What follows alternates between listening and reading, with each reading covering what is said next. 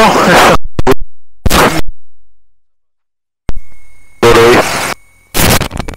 és gurulom.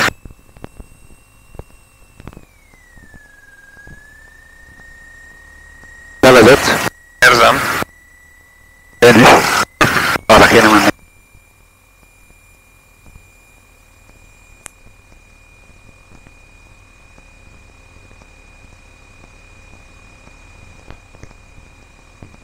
Milyen sebességgel gurulunk?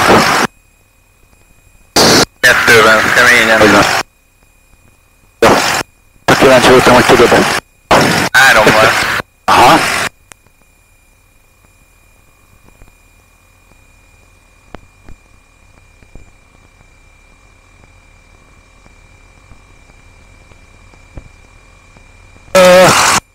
Menjünk fel a pályára és elgurulunk a 33-as végrehajtóig. Jó. A pálya az... Hoppa, tudod, félre, a pályára gurulok és a 33 végrehajtóig megtrekkelek. Ennyi, jobbra. Az alatt melegszik a motor.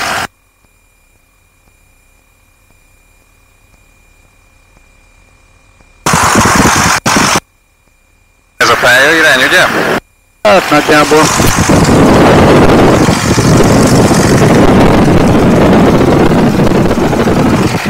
Pont nem látszik a buló.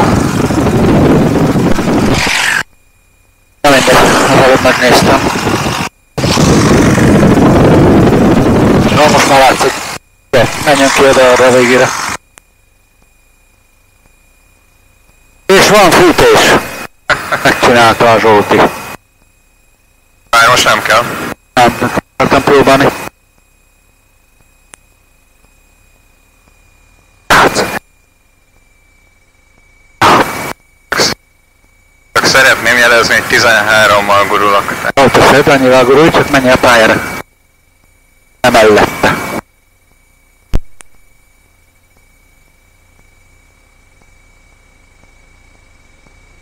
Nagyon profin gurulsz már. Egyéni sebességrekordom.